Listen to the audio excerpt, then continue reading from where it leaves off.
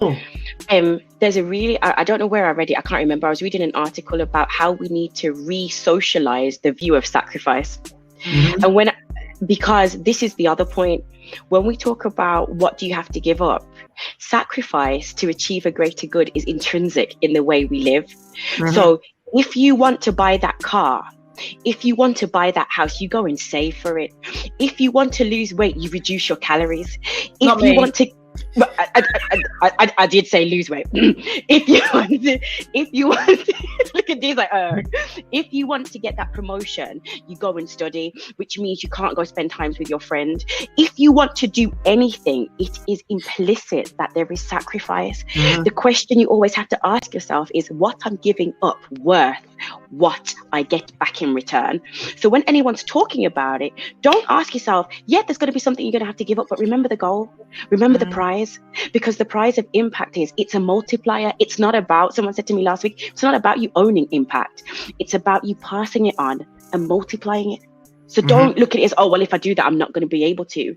You do it for everything else you want to do. You work 12 hours to get the promotion.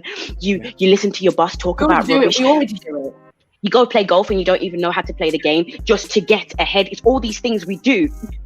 It's all the things we do to make sure we can get to a point. So we have to absolutely have the same thing. If you really want to make a change and support Black people, you have to also be prepared to give up something, but it's not a bad thing.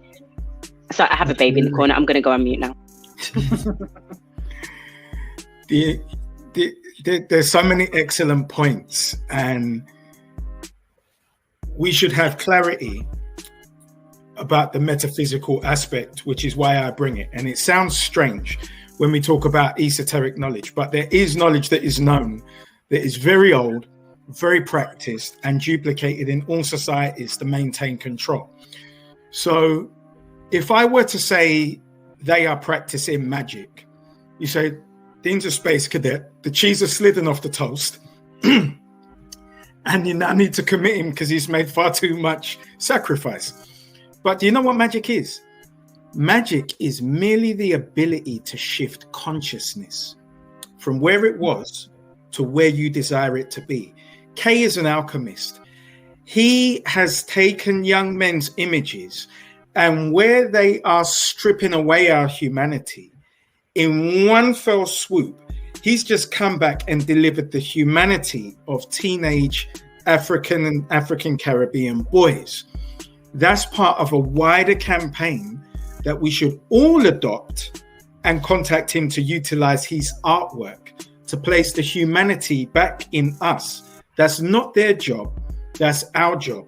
Now we are practicing metaphysics of shifting consciousness through perception. So as we start to play the game of Tai Chi, we know that because we are controlling our own image and our own narrative, now we are setting the tale. The reason they can say that there is an institutional racism is because they know that English people have zero empathy with us based on their xenophobia.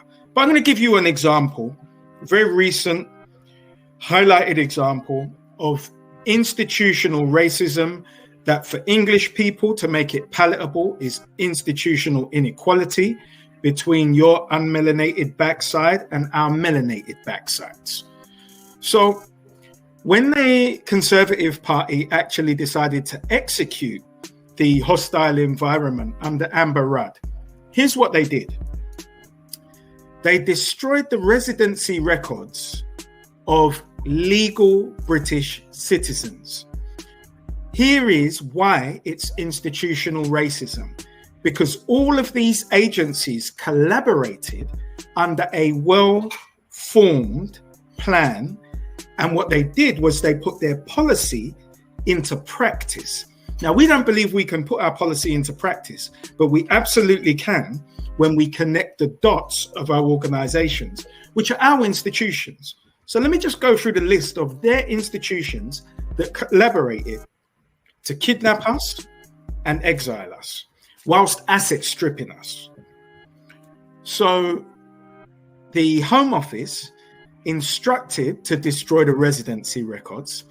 Then they collaborated with the Immigration Service, law enforcement, the Department for Work and Pensions, banks, and the local authority, who all collectively created a hostile environment for us. But when did they do it? And this is when I talk about metaphysics. On the 70th anniversary of the Windrush generation arriving en masse. So they started coming in 1948 and they finished around 1971.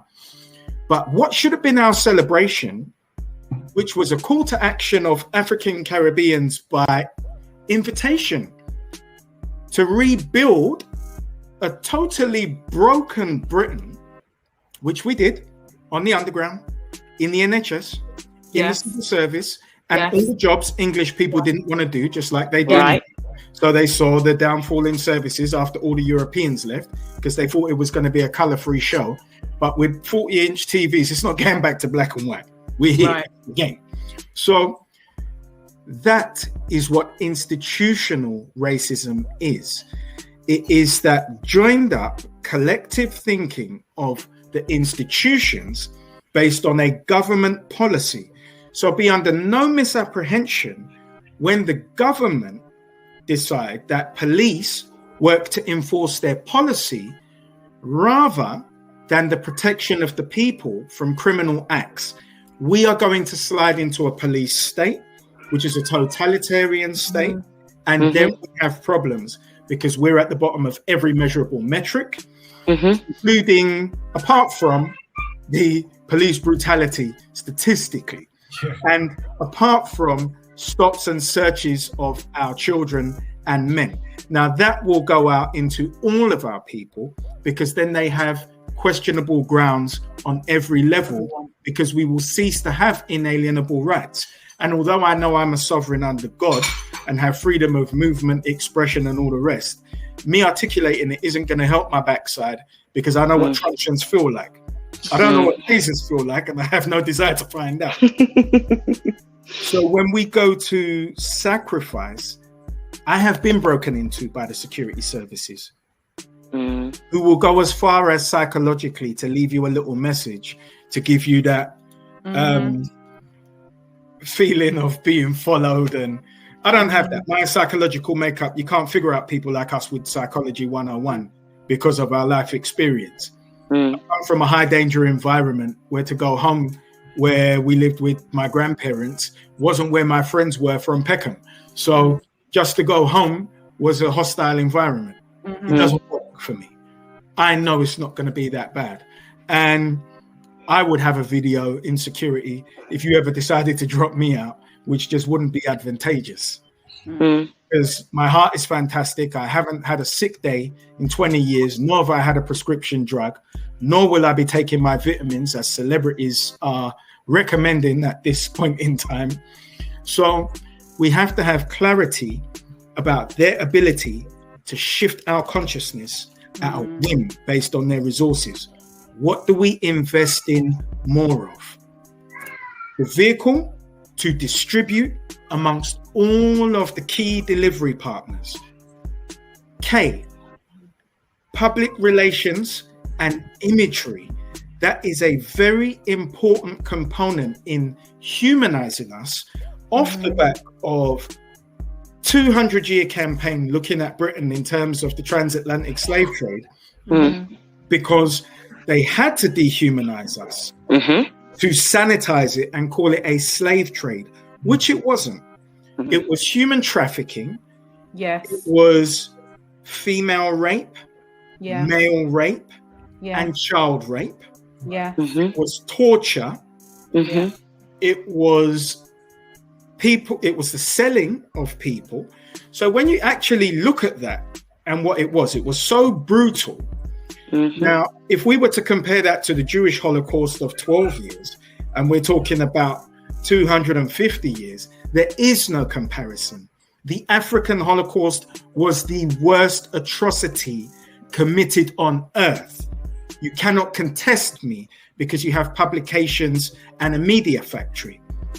With no doubt, and I will say that King Leopold's atrocities, the Germans in Namibia, far worse. So we're not getting it. And if we want to say that we shouldn't be recompensed for reparations because all of the principals have passed who committed it and who received it. In the Jewish Holocaust, all of those who committed it are gone, and all of those who it happened to are gone. But the beneficiaries of reparations who are alive are being recompensed for the atrocity, as should we. So when we look at an Esther Costa Soze, who has now made exceptional progress with the reparations movement in Bristol, we universally come behind that. When we have the Halo project that is protecting our hair that we have in common in the workplace and in education, we universally get behind that. Now, we identify those organizations across the board. We connect each other digitally under our own platform.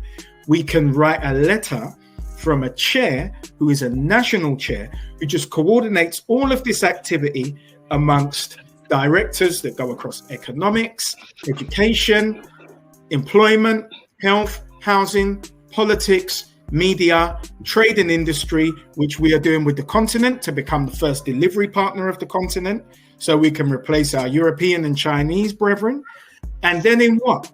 Ghana has no import or export duty because they've replaced Europe in the trade agreement.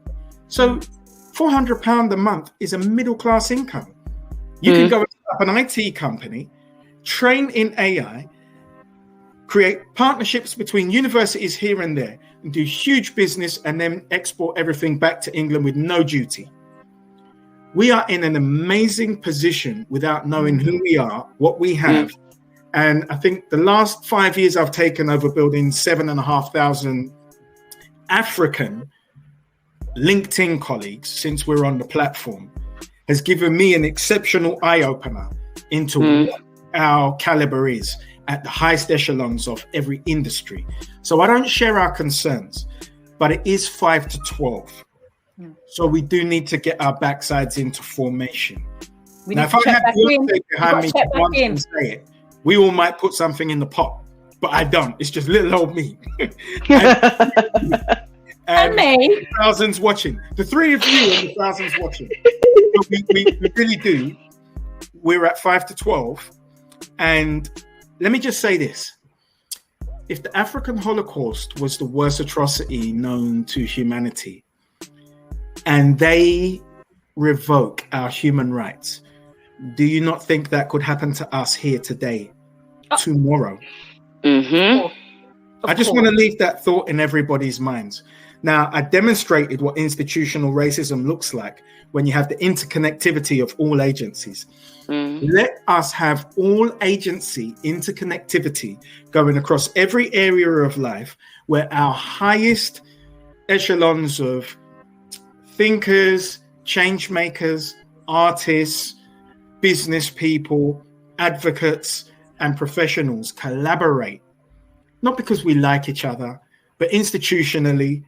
So when they start playing Tai Chi, we are now playing Tai Chi. Because I tell you this much, in the game of Tai Chi, no Tai Chi master wins. You just go back and forth. That's the game, old boy. We just smile, and we know it's all fair in war, and we utilize our tactics, and they employ theirs. And we just go back and forth. But at the moment, we're just taking blows because we're not institutionally organized, and it is required at 5 to 12. Powerful. Very. I don't even know what to say. Right.